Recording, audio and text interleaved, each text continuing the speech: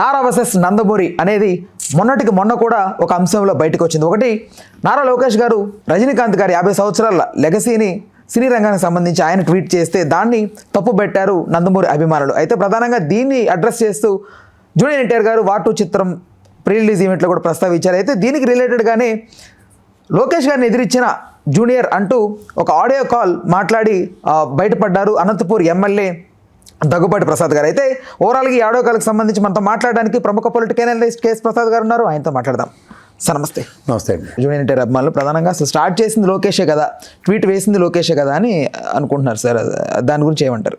అమ్మ అనే పదానికి అర్థం ఎవడన్నా ఎతికితే వాడంత వెధవ ఇంకోటి లేడు.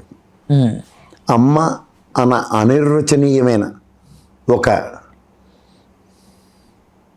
అద్భుతాన్ని అవహేళన చేసే సామర్థ్యం ఎవరికైనా ఉందంటే వాడంత వెధవ ఇంకోటి లేడని అర్థం. అంటే అమ్మ స్థానం అమ్మదే. ఎవరికైనా సరే, ఇప్పుడు ఉదాహరణకి చరిత్ర, భారతం, రామాయణం, భాగవతం చదివాం, సత్యం అని రాజ్యాంగాల మీద ప్రమాణం చేసుకోవడం మాట్లాడే బుర్రతక్కు బ్యాచ్కి నేను ఒకటే చెప్పగలను. కుంతీదేవికే పాండురాజుకే పుట్టిన అలాంటి వాళ్ళ దీంట్లో కూడా ఏ రోజు నా కన్న తల్లి నువ్వు కాదు అన్న మాట ఎవరు మాట్లాడలేదు, ఇంక్లూడింగ్ కర్ణుడితో సైతం. చరిత్రలు చదువుకొని వచ్చారా, లేకపోతే చరిత్ర తెలియకుండా మాట్లాడుతున్నారా, లేకపోతే ఏదైనా మాట్లాడి ప్రాపకం కోసం అరువులు చేస్తున్నారా, లేదా లోకేష్ గారు చుట్టూ భజన చేస్తే ఎవడన్నా నెక్స్ట్ ఇంట్లో ఎంపీ అయిపోతాడని ఎవడ మట్టుగాడు మాడుతూ ఉంటారా, లేకపోతే ప్రభాకర్ చౌదరి గారు నోట్లో మట్టి కొట్టి ఏమీ కాకుండా ఎమ్మెల్యే అయిపోవడం సులువు అనుకుంటున్నారా? ఆఖరి ప్రభాకర్ చౌదరి గారి సామర్థ్యాన్ని కూడా ఏం చేస్తున్నారు? మీలా ఆల్టర్నేటివ్ పాలిటిక్స్ చేసి రాలేదు, నిరంతరం పోరాటాలు చేసుకుని నిలబడిన వ్యక్తి అతను. ఆయన త్యాగానికి కూడా కనీసం మర్యాద లేదా? పత్తాల క్లబ్లు ఓపెన్ చేసి అబాసుపాలు చేస్తున్న అనంతపురం, ఓ మహానుభావుడు పరిటాల రవి చరిత్ర రాసిన అనంతపురం. ఎవరు వీళ్ళంతా? ఏం మాడుతున్నారు? ఎవరు అమ్మ గురించి మాట్లాడడానికి హక్కు ఎవరు ఇచ్చారు మీకు? అసలుకి యాక్సెప్టెన్స్ గురించి మాట్లాడుతున్నారు. ఎవరో యాక్సెప్టెన్స్? ఎవరు? మీ పార్టీ అధినాయకుడు వాళ్ళ చెల్లెలు గారు అమ్మాయిని ఇచ్చి పెళ్లి చేసాడు. ఆయనకి యాక్సెప్టెన్స్ అంతకన్నా నీకు ఇంకేం కావాలి? అంతకన్నా ఇంకేం యాక్సెప్టెన్స్ కావాలా? వాళ్ళ కుటుంబాల పరంగా వాళ్ళు ఎప్పుడు ఒకటో కాదో, that is none of our business. ఎవరు మీరు? సినిమాకి పిలిస్తే వెళ్ళు, టికెట్ తీసుకుని వెళ్ళు, లేకపోతే ఇంట్లో మూసుకుని కూర్చోండి. ఆ సినిమా నచ్చలేదు నాకు, నేను జూనియర్ ఎన్టీఆర్ నటుడుగా నాకు నచ్చడు, నేను మహేష్ బాబు అభిమాని లేదా ఇంకోళ్ళు అభిమాని చెప్పుకో. ఎవడు కాదన్నాడు? ఎవరయ్యా మీరంతా? వాళ్ళ అమ్మగారు, వాళ్ళ వంశాలు, వాళ్ళ చరిత్రలు ఎవరి స్థాయి మీది? అమ్మ అనిర్వచనీయమైన వర్డ్ అది. నిర్వచించమనండి ఎవరినైనా. ఏ ప్రాస్పెక్ట్లైనా దాని డెఫినేషన్ ఇవ్వండి. కష్టాల కడల్లో మన నెత్తిమి పెట్టుకొని పోషించే మహనీయురాలు ఆవిడ. అది అమ్మ అంటే. ఎవరు అమ్మ? ఎవరికైనా దేవత, దైవాంశ సంభూతురాలు. సినిమాని ఆడనీయం మీకెందుకు కదా ఆడనివ్వకపోతే? ఆ స్టేట్మెంట్లు ఇవ్వనండి. ఆయన పుట్టుక, పూర్వోత్తరాలు, యాక్సెప్టెన్స్. ఎవరు మనందరం? బొక్కా పకీర్ అని బాగా బలమైన పదం వాడారు సార్. ఆయన అది ఎందుకు అడ్రస్ చేశారో అర్థం కాదు. నేను ఒకటి చెప్పగలను సార్. ఇదే తెలుగుదేశం పార్టీ ఆనాడు ఫ్లోర్ ఆఫ్ ద హౌస్లో చంద్రబాబు నాయుడు గారి భార్యను మాట్లాడినప్పుడు ఎంత బాధాకరంగా మీరందరూ ఫీల్ అయ్యారో, అదే బాధ నిజంగా తెలుగుదేశంలో అనే వాళ్ళు ఎవరైనా సరే అంతకు 10 ఎంతలు బాధపడవలసిన బాధాకరమైన విషయం అది. It's very clear. ఎందుకంటే తల్లిని అవమానం చేసేవాళ్ళు, ఇప్పుడు లోకేష్ గారి మనోభావాలు ఎలా గాయపడ్డాయి ఆ రోజు, సేమ్ జూనియర్ ఎన్టీఆర్ ఏమైనా అతీతుడు కాదు కదా. ఆయన కూడా వాళ్ళ అమ్మగారి విషయంలో ఎందుకు అలా తీసుకోవాలి? ఏమన్నా మీరైతే ఒకలాగా వాళ్ళకైతే ఒక న్యాయం ఏమైనా ఉంటుందా? అసలు మనం ఎవరండి ఎవరెవరో అమ్మల గురించి మాట్లాడడానికి? మనకి ఎవరిచ్చారు ఆ స్థాయి హక్కు? ఎక్కడికి వెళ్తున్నాం మనం? ఏ ప్రాస్పెక్ట్లో మాట్లాడుతున్నారు? ఆయన అది ఫేక్ వీడియో, నేను అసలు మాట్లాడలేదు, అడుసు తొక్కనేలా కాలు కడగనేలా.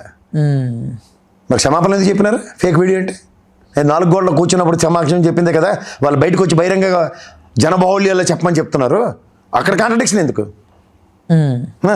అంటే నా పేరు వచ్చింది కాబట్టి ఎలాగో చెప్పాలి కదా. నా పేరు వచ్చింది? మాడిన మీ వాయిస్, మీ కార్యకర్త, ఇట్స్ క్రిస్టల్ క్లియర్. చంద్రబాబు గారు ఏదైతే ఏ టెక్నాలజీ అని చెప్పారు, వీళ్ళందరికీ అది ఊతపదం అయిపోయింది. ఏ టెక్నాలజీలో మా వాయిస్లు మార్ఫింగ్ చేశారు?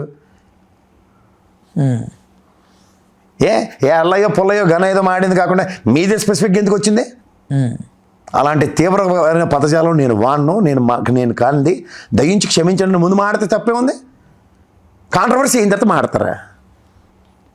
ఒక్కటి మాత్రం నేను చెప్పగలను, తల్లి స్థానాన్ని భర్తీ చేయలేనిది ఎవరి తల్లినా నా సొంత తల్లితో సమానం అనుకునే సామర్థ్యం మనుషులు పెంచుకోకపోతే ఇలా కుటుంబాల మీద ఎవరు పడితే వాళ్ళు ఏది పడితే అది మాట్లాడితే సమాజ హితం కాదు, సమాజం నాట్ యాక్సెప్టబుల్. ఆనాడు భువనేశ్వరం మాట్లాడిన దానికి ఎంత బాధపడ్డారో అంతకు 10 అంతల బాధ జూనియర్ ఎన్టీఆర్ గారికి సంబంధించిన విషయంలో కూడా మాట్లాడడం, ముఖ్యంగా నందమూరి గారిది, నారా గారి కుటుంబాల మీద ఆ విధంగా మాట్లాడడం తీవ్ర ఆక్షేపణ. ఎంత కాదన్నా వాళ్ళకి అవునన్నా కాదన్నా చెల్లెలు గారి అమ్మాయిని ఇచ్చి పెళ్లి చేసిన ఆ కుటుంబంలో బంధాలు బాంధవ్యాలు లేవంటే అదే జూనియర్ ఎన్టీఆర్ గారికి బహుభార్యత్వం లేదని ఎవరైనా చెప్పారా? ఏం పొత్తులు పెట్టుకున్నప్పుడు బాధ లేదేంటి మీకు? ఏం పవన్ కళ్యాణ్ గారి పిల్లల్ని ఏమైనా మాడితే అందరం బాధపడుతున్నాం కదా. ఆ బోరగడ్డ అనిల్ గడ్డ మాట్లాడాను కదా, అందరం తిట్టుకున్నాం కదా. నేను తిట్టాను. పిల్లలనే హక్కు ఎవరిచ్చారండి? భార్య పిల్లలనే హక్కు ఎవరిస్తున్నారు? ఇంట్లో కుటుంబాల మీద మాట్లాడే హక్కు ఎవరిస్తున్నారు మీకు? వ్యక్తిగతంగా చేతనైతే ఇదే ఆయన వాళ్ళ అబ్బాయిని ఎవరైనా హీరో కింద లాంచ్ చేసి జూనియర్ ఎన్టీఆర్ కన్నా మావాడు పెద్ద హీరో అని చెప్పి కంపారిజన్స్ మాట్లాడమనండి. There is nothing wrong in it. వాళ్ళ అమ్మగారు, వాళ్ళ భార్య పిల్లలు ఎవరిస్తున్నారు మీకు హక్కులు? చేతనైతే రాజకీయాలు చేయాలండి, నోరు మూసుకుని వెళ్ళి సన్నాస మాటల్లో జాయిన్ అవ్వండి. అంతేకాని కుటుంబాలు, ముఖ్యంగా భార్య పిల్లలు, అమ్మల గురించి, ముఖ్యంగా దైవాంశ సంభూతులైన అమ్మా నాన్నల గురించి, కుటుంబంలో భార్య పిల్లల గురించి ఏ రాజకీయ నాయకుడైనా ఇవాళ నుంచి మాడితే నా వాయిస్ ఇంతకు 10 రెట్లు ఉంటుంది. అది ఎవరైనా అనండి. నేను పార్టీలకు అతీతంగా మాడుతున్నాను. ఏ తల్లినా ఇలా 2 చేతులు దండం పెట్టవలసిన స్థాయి వాళ్ళది. అంతే. తల్లిని గౌరవించండి. తల్లిని మించిన దైవమే లేదు. చిన్నప్పటి నుంచి చదువులు బర్రెలగాడని చదివామా? అసలు జూనియర్ ఎన్టీఆర్ అంటే ఎందుకు ఎంత వివక్ష తెలుగుదేశం శ్రేణుల్లో? కానీ నాకు తెలియదండి. వాళ్ళ ఏడుపులు ఆడమనండి, ఆయన మీద వివక్ష పెంచుకోమనండి, ఉరేసుకొని చావమనండి. కానీ వాళ్ళ అమ్మగారిని, వాళ్ళ భార్య పిల్లలని హక్కు ఎవరికి లేదు. ఇది మాత్రం గ్రహించమనండి. అలా ఎవరికైనా సరే నేను ఎంటర్ చెప్తాను. తెలుగుదేశం, వైఎస్ఆర్సీపీ, బీజేపీ, కాంగ్రెస్, జనసేన పార్టీ, ఏ పార్టీ వాళ్ళైనా వాళ్ళ అమ్మల్ని, భార్యల్ని, పిల్లల్ని ఎవరైనా అవమానాలు చేస్తే నా వాయిస్ ఇంతకు 10 రెట్లు ఉంటుంది. నేను ఖచ్చితంగా చెప్తున్నాను. ఆక్షేపణీయం. ఇది సమాజం హితం కాదు, సమాజంలో నాట్ యాక్సెప్టబుల్. ఇది దయించి నా విన్నపం కింద తీసుకోండి. కానీ ఇది పునరావృతం కాకుండా మాత్రం దయించి సంయమనాలు పాటించండి. దీనికి అధిష్టానం ఎలాంటి చర్యలు తీసుకోవాలి సార్? నాకు తెలియదు సార్. అలా ఏం చర్యలు తీసుకుంటారో నాకు తెలియదు. నన్ను మీరు ఒక విశ్లేషకుడిగా పిలిచారు, నన్ను అడిగారు, నా విశ్లేషణ నేను చెప్పాను. వాళ్ళ అధిష్టానం ఏం చర్యలు తీసుకుంటారో నాకు దట్స్ నాట్ మై బిజినెస్. మళ్ళీ కంపారిజన్స్, వంశీని ఏమైనా తెలుగుదేశం ఆ రోజు పార్టీ నుంచి సస్పెండ్ చేసిందా, లేదా జగన్మోహన్ రెడ్డి టికెట్ ఇవ్వకుండా ఆపాడా? ఈ దిక్కుమాల చర్చకి నేను తెరలేపలేను. మీరు గుర్తుంచుకోండి.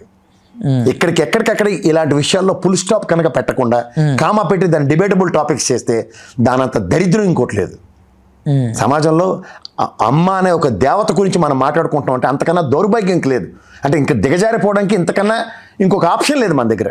భగవంతుడు అండి, ఎవరు మహానుభావుడు, కృష్ణ పరమాత్ముడు, కృష్ణాష్టమి, ఆయనే కుంతీదేవికి పుట్టిన పిల్లలకి నేనున్నానన్న కవచంలో నిలబడి మహాభారత యుద్ధంలో గెలిపించిన నేపథ్యం ఉన్నప్పుడు, భగవంతుడే తల్లికి ఆ విధంగా రెస్పెక్ట్ ఇస్తున్నప్పుడు, కారణ జన్మల కింద పిల్లలకి అభివర్ణించిన నేపథ్యం భారతంలో ఉన్నప్పుడు మనం ఎవరండి తల్లుల గురించి మాట్లాడడానికి?